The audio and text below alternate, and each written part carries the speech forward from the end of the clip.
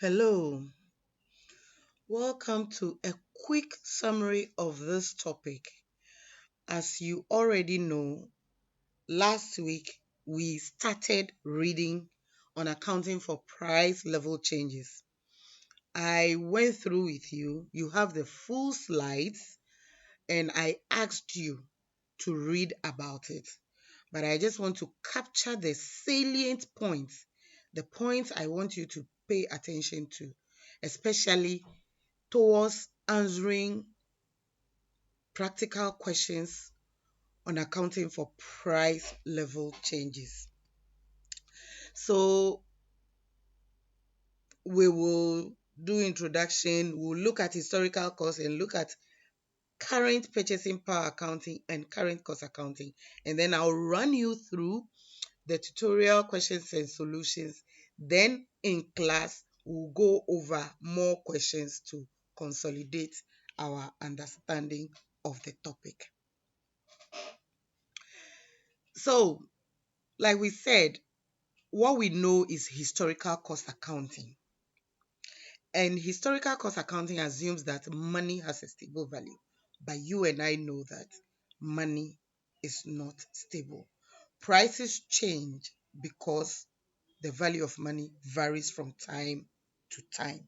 That's what we are saying. And our perfect example is our own economic situation. Because of inflation, the value of money has changed and prices have gone up. Every day you wake up, there are changes in price levels. That's what we are discussing. And the import of this topic is how then do you account for these changes and reflect the current situations? Because accounting, as you know, is to it serves as the language of business. And if it is the language of business, it must tell the business story as it is now. Remember, the reporting must be fair. It must provide the fair view of the situation. And so, if today our currency is not stable and prices are changing, we have assets, liabilities in our books. How do we reflect these so that it can tell the current story? And that's what we are trying to understand. The standard to apply is IAS 29. IAS 29. We are going to go straight into how to apply the provisions of the standard. Okay. Now, prices of goods and services change over time. The change in price is as a result of various economic and social forces which bring about the change in purchasing power. Let's talk a bit about historical accounting. We know, but let's put like a definition to it. Historical cost accounting is the system of recording business transactions under the assumption that the monetary unit is stable. That is the assumption under historical cost accounting. And therefore, assets are recorded at the amounts at which they are acquired, and liabilities at the amounts at which they are contracted without a revision to reflect changes in their monetary value. That's historical cost. Assets at amounts they are acquired, liabilities at amount they are contracted. No revision to reflect changes in their monetary value. When you come to profit or loss, costs are recorded on a historical basis, whereas revenues are recorded on current value basis. You can imagine the distortion.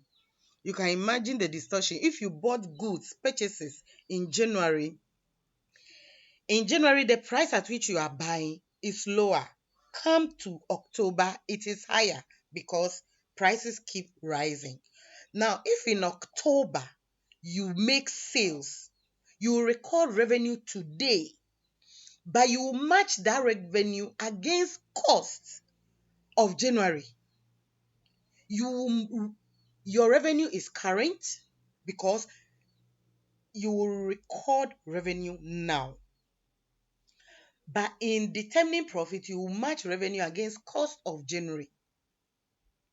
So the question here, not the question, that you can see the distortion that the historical cost accounting is mismatching revenue and cost. And that's what we are highlighting and trying to resolve.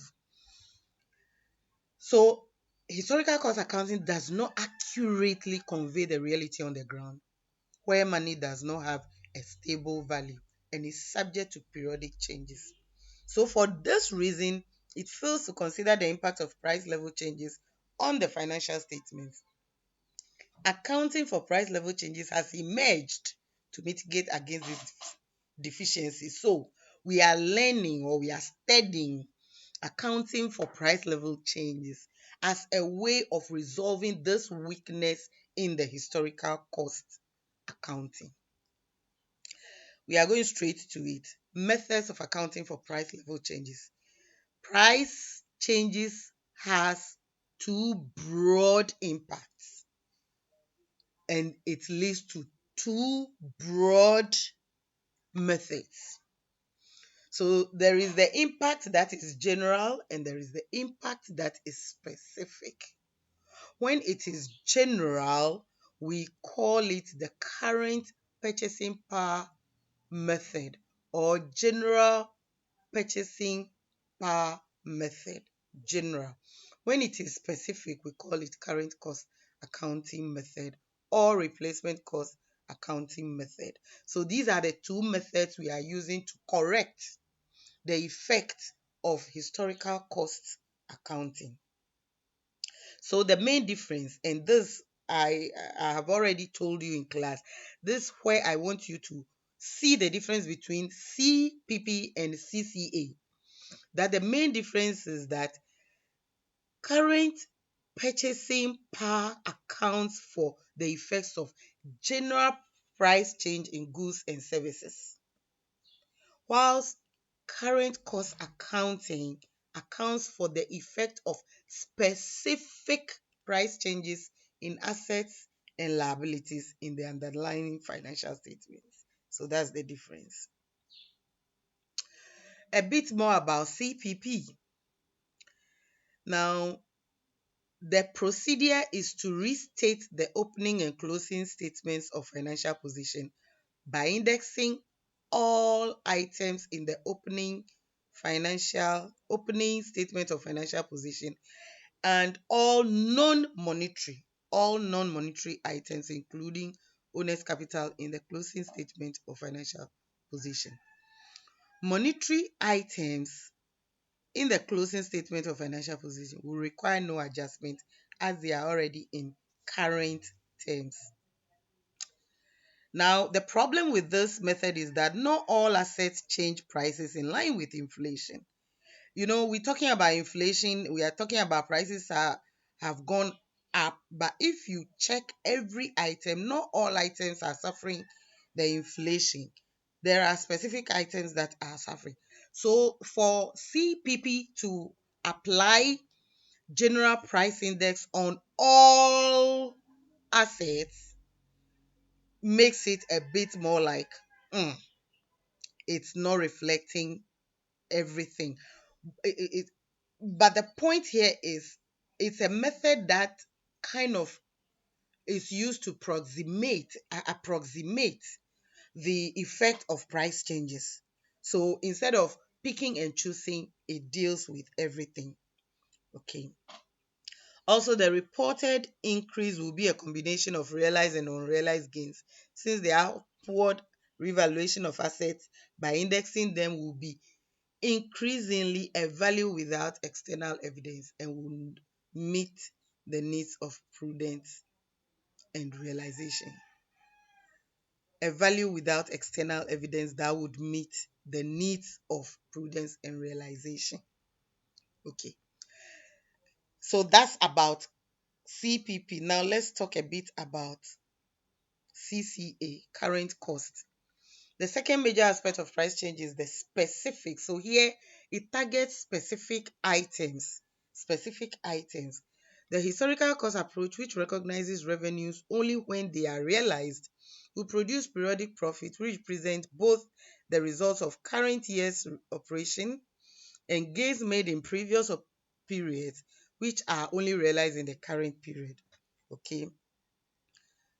Now, one response to this problem is to recognize unrealized gains in the period to which they relate, but to treat these not as part of the operating profit, instead regarding them as holding gains. So, under current cost accounting, we will now compute what is called the holding gains. And we will compute holding gains by identifying the realized holding gains and unrealized holding gains. The idea is that since you incur costs in one period and then you make sales in another period, you are making gains over things you have done in different periods. And so, in order to account for that and avoid that, we will account for what we call holding gains, which will then identify the items that were acquired in earlier periods but now either consumed or are still being held. So there will be holding gains, which will further break into realized holding gains and unrealized. The unrealized part will be the assets we are holding, which have increased in value. The That's the unrealized. And the realized is those that we have consumed over the period, the gain on those that we have consumed over the period. Measuring profit in relation to opening and closing capital restated to include holding gains of the period produces a concept of physical and operating capital maintenance. That is identifying the gains that can be withdrawn while permitting a business to own the same physical assets. Any adjustment necessary to eliminate holding gains from profit will be those necessary to restate historical costs included in the comprehensive income statement. So all this you will understand better when we begin to work through the questions. Because we are saying that you are taking the historical financial statement and then you are identifying specific assets that have changed in value and reflecting those values in the financial statement by identifying those that are realized holding gains and unrealized holding gains and separating them from the actual profit of the period so that you don't consume the holding gains as profit. Rather, they go to restore your assets to a value, your physical or operating assets to the current value so that the business can keep running. With inflation, if you are not accounting for price level changes, what will happen is you will be spending your capital as profit. And before you know it, you do not have capital anymore. And therefore, your business cannot go on. So we are trying to restore physical capacity to a level that can still be maintained so that the business can run, so that we do not declare increase in assets because of inflation as profit. That's what this whole accounting for price level changes is about. Now, these are some of the adjustments you may have to do.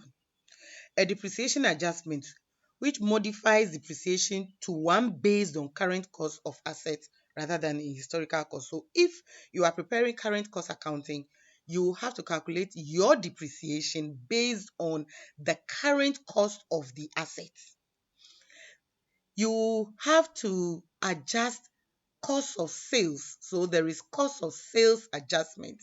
So we have depreciation adjustment, cost of sales adjustment, and this adjusts inventory and purchases to current value.